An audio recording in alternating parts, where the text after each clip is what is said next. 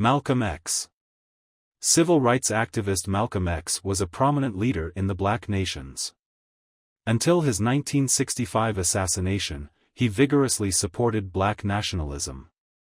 Who was Malcolm X? Malcolm X was a minister, civil rights activist, and prominent Black nationalist leader who served as a spokesman for the Nation of Islam during the 1950s and 1960s. Due largely to his efforts, the Nation of Islam grew from a mere 400 members at the time he was released from prison in 1952 to 40,000 members by 1960. A naturally gifted orator, Malcolm X exhorted Black people to cast off the shackles of racism, by any means necessary, including violence. The fiery civil rights leader broke with the Nation of Islam shortly before his assassination in 1965 at the Audubon Ballroom in Manhattan, where he had been preparing to deliver a speech. He was 39 years old. Full name, Malcolm X, née Malcolm Little. Born, May 19, 1925. Died, February 21, 1965. Birthplace, Omaha, Nebraska. Spouse, Betty Shabazz, 1958–1965. Children, Attila, Kabla, Lumumba, Ilyasa, Malik, and Malika. Early life and family. Malcolm X was born Malcolm Little on May 19, 1925, in Omaha, Nebraska. He was the fourth of 8 children born to Louise, a homemaker, and Earl Little, a preacher who was also an active member of the local chapter of the Universal Negro Improvement Association and avid supporter of Black nationalist leader Marcus Garvey. Due to Earl Little's civil rights activism, the family was subjected to frequent harassment from white supremacist groups including the Ku Klux Klan and one of its splinter factions, the Black Legion. In fact, Malcolm Little had his first encounter with racism before he was even born. When my mother was pregnant with me, she told me later, a party of hooded Ku Klux Klan riders galloped up to our home, Malcolm later remembered. Brandishing their shotguns and rifles, they shouted for my father to come out. The harassment continued when Malcolm was 4 years old, and local Klan members smashed all of the family's windows. To protect his family, Earl Little moved them from Omaha to Milwaukee in 1926 and then to Lansing, Michigan, in 1928. However, the racism the family encountered in Lansing proved even greater than in Omaha. Shortly after the Littles moved in, a racist mob set their house on fire in 1929, and the town's all-white emergency responders refused to do anything. The white police and firemen came and stood around watching as the house burned to the ground, Malcolm later remembered. Earl moved the family to East Lansing where he built a new home. 2 years later, in 1931, Earl's dead body was discovered lying across the municipal streetcar tracks. Although the family believed Earl was murdered by white supremacists from whom he had received frequent death threats, the police officially ruled his death a streetcar accident, thereby voiding the large life insurance policy he had purchased in order to provide for his family in the event of his death. Louise never recovered from the shock and grief over her husband's death. In 1937, she was committed to a mental institution where she remained for the next 26 years. Malcolm and his siblings were separated and placed in foster homes. Education. In 1938, Malcolm was kicked out of West Junior High School and sent to a juvenile detention home in Mason, Michigan. The white couple who ran the home treated him well, but he wrote in his autobiography that he was treated more like a pink poodle or a pet canary than a human being. He attended Mason High School where he was one of only a few black students. He excelled academically and was well liked by his classmates, who elected him class president. A turning point in Malcolm's childhood came in 1939 when his English teacher asked him what he wanted to be when he grew up, and he answered that he wanted to be a lawyer. His teacher responded, "One of life's first needs is for us to be realistic. You need to think of something you can be. Why don't you plan on carpentry?" Having been told in no uncertain terms that there was no point in a black child pursuing education, Malcolm dropped out of school the following year, at the age of 15. After quitting school, Malcolm moved to Boston to live with his older half-sister, Ella, about whom he later recalled, she was the first really proud black woman I had ever seen in my life. She was plainly proud of her very dark skin. This was unheard of among Negroes in those days. Ella landed Malcolm a job shining shoes at the Roseland Ballroom. However, out on his own on the streets of Boston, he became acquainted with the city's criminal underground and soon turned to selling drugs. He got another job as kitchen help on the Yankee Clipper train between New York and Boston and fell further into a life of drugs and crime. Sporting flamboyant pinstriped zoot suits, he frequented nightclubs and dance halls and turned more fully to crime to finance his lavish lifestyle. Time in prison. In 1946, Malcolm was arrested on charges of larceny and sentenced to 10 years in prison. To pass the time during his incarceration, he read constantly, devouring books from the prison library in an attempt to make up for the years of education he had missed by dropping out of high school.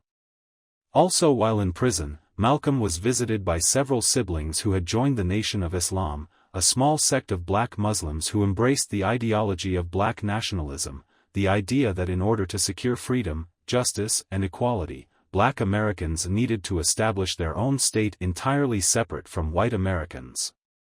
He changed his name to Malcolm X and converted to the Nation of Islam before his release from prison in 1952 after 6.5 years. Nation of Islam. Now a free man, Malcolm X traveled to Detroit, where he worked with the leader of the Nation of Islam, Elijah Muhammad, to expand the movement's following among black Americans nationwide. Malcolm X became the minister of Temple No. 7 in Harlem and Temple No. 11 in Boston, while also founding new temples in Hartford and Philadelphia. In 1960, he established a national newspaper called Muhammad Speaks in order to further promote the message of the Nation of Islam. Articulate, passionate, and an inspirational orator, Malcolm X exhorted black people to cast off the shackles of racism, by any means necessary, including violence. You don't have a peaceful revolution. You don't have a turn-the-cheek revolution, he said. There's no such thing as a non-violent revolution. His militant proposals, a violent revolution to establish an independent black nation, won Malcolm X large numbers of followers as well as many fierce critics. Due primarily to the efforts of Malcolm X, the Nation of Islam grew from a mere 400 members at the time he was released from prison in 1952, to 40,000 members by 1960. Malcolm X and Martin Luther King Jr. By the early 1960s, Malcolm X had emerged as a leading voice of a radicalized wing of the civil rights movement, presenting a dramatic alternative to Martin Luther King Jr.'s vision of a racially integrated society achieved by peaceful means. King was critical of Malcolm's methods but avoided directly calling out his more radical counterpart.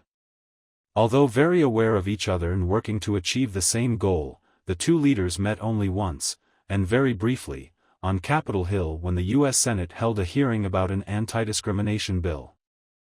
Becoming a mainstream Sunni Muslim. A rupture with Elijah Muhammad proved much more traumatic. In 1963, Malcolm X became deeply disillusioned when he learned that his hero and mentor had violated many of his own teachings, most flagrantly by carrying on many extramarital affairs. Muhammad had, in fact, fathered several children out of wedlock. Malcolm's feelings of betrayal, combined with Muhammad's anger over Malcolm's insensitive comments regarding the assassination of John F. Kennedy, led Malcolm X to leave the Nation of Islam in 1964. That same year, Malcolm X embarked on an extended trip through North Africa and the Middle East. The journey proved to be both a political and spiritual turning point in his life. He learned to place America's civil rights movement within the context of a global anti-colonial struggle, embracing socialism and Pan-Africanism. Malcolm X also made the Hajj, the traditional Muslim pilgrimage to Mecca, Saudi Arabia, during which he converted to traditional Islam and again changed his name, this time to El-Hajj Malik El-Shabazz. After his epiphany at Mecca, Malcolm X returned to the United States more optimistic about the prospects for a peaceful resolution to America's race problems. The true brotherhood I had seen had influenced me to recognize that anger can blind human vision, he said. America is the first country that can actually have a bloodless revolution. Assassination. Just as Malcolm X appeared to be embarking on an ideological transformation with the potential to dramatically alter the course of the civil rights movement, he was assassinated. On February 21, 1965, Malcolm X took the stage for a speech at the Audubon Ballroom in Manhattan. He had just begun addressing the room when multiple men rushed the stage and began firing guns. Struck numerous times at close range, Malcolm X was declared dead after arriving at a nearby hospital. He was 39. 3 members of the Nation of Islam were tried and sentenced to life in prison for murdering the activist. In 2021, 2 of the men, Muhammad Aziz and Khalil Islam, were exonerated for Malcolm's murder after spending decades behind bars. Both maintained their innocence but were still convicted in March 1966, alongside Mujahid Abdul Halim, who did confess to the murder. Aziz and Islam were released from prison in the mid-1980s, and Islam died in 2009. After the exoneration, they were awarded $36 million for their wrongful convictions. In February 2023, Malcolm X's family announced a wrongful death lawsuit against the New York Police Department, the FBI, the CIA, and other government entities in relation to the activist's death. They claim the agencies concealed evidence and conspired to assassinate Malcolm X. Wife and children. Malcolm X married Betty Shabazz in 1958. The couple had 6 daughters, Atala, Kabla, Lumumba, Ilyasa, Malik, and Malika. Twins Malik and Malika were born after Malcolm died in 1965. In the early 1960s, Malcolm X began working with acclaimed author Alex Haley on an autobiography. The book details Malcolm X's life experiences and his evolving views on racial pride, black nationalism, and Pan-Africanism. The autobiography of Malcolm X was published in 1965 after his assassination to near-universal praise. The New York Times called it a brilliant, painful, important book, and Time magazine listed it as one of the 10 most influential non-fiction books of the 20th century. Movies. Malcolm X has been the subject of numerous movies, stage plays, and other works and has been portrayed by actors like James Earl Jones, Morgan Freeman, and Mario Van Peebles. In 1992, Spike Lee directed Denzel Washington in the title role of his movie Malcolm X. Both the film and Washington's portrayal of Malcolm X received wide acclaim and were nominated for several awards, including 2 Academy Awards. Legacy. In the immediate aftermath of Malcolm X's death, commentators largely ignored his recent spiritual and political transformation and criticized him as a violent rabble-rouser. But especially after the publication of the autobiography of Malcolm X, he began to be remembered for underscoring the value of a truly free populace by demonstrating the great lengths to which human beings will go to secure their freedom. Power in defense of freedom is greater than power in behalf of tyranny and oppression, he said. Because power, real power, comes from our conviction which produces action, uncompromising action. Louis E. Lomax said that, and quote, "Those who don and #039 understand biblical prophecy wrongly label him as a racist and as a hate teacher, or as being anti-white or as teaching black supremacy." End quote. One of the goals of the civil rights movement was to end disenfranchisement of African Americans, but the Nation of Islam forbade its members from participating in voting and other aspects of the political process. The NAACP and other civil rights organizations denounced him and the Nation of Islam as irresponsible extremists whose views did not represent the common interests of African Americans. Malcolm X had been equally critical of the civil rights movement. During this period, he denounced Martin Luther King Jr. as a end quote, chump end quote, and referred to other civil rights leaders as being end quote, stooges end quote, of the white establishment, and was strongly against any kind of racial integration.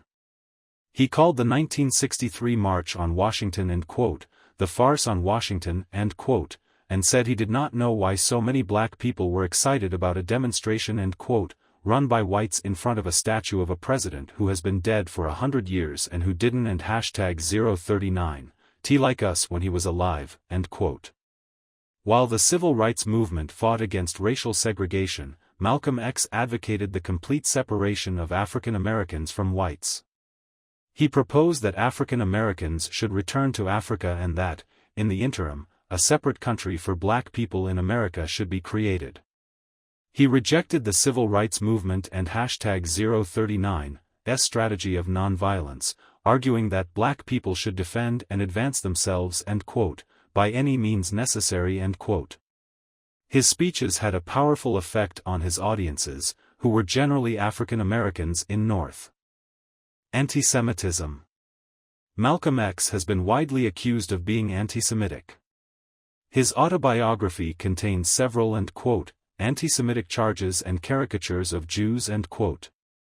Alex Haley, the autobiography and #039's co-author, had to rewrite some of the book to eliminate a number of negative statements about Jews in the manuscript. Malcolm X believed that the fabricated anti-Semitic text The Protocols of the Elders of Zion was authentic and introduced it to NOI members, while accusing the Jewish people of and quote, perfecting the modern evil and quote, of neocolonialism. He helped change the black community and #039's image of the Holocaust, engaging in Holocaust trivialization and claiming that the Jews and quote, brought it on themselves end quote. In 1961, Malcolm X spoke at a NOI rally alongside George Lincoln Rockwell, the head of the American Nazi Party. Rockwell saw overlap between black nationalism and white supremacy. According to historian Stephen H. Norwood, Malcolm X and #039's negative statements about Jews continued even close to his death, referring to Jews as and quote, bloodsucker and quote, in statements he made during the last months of his life.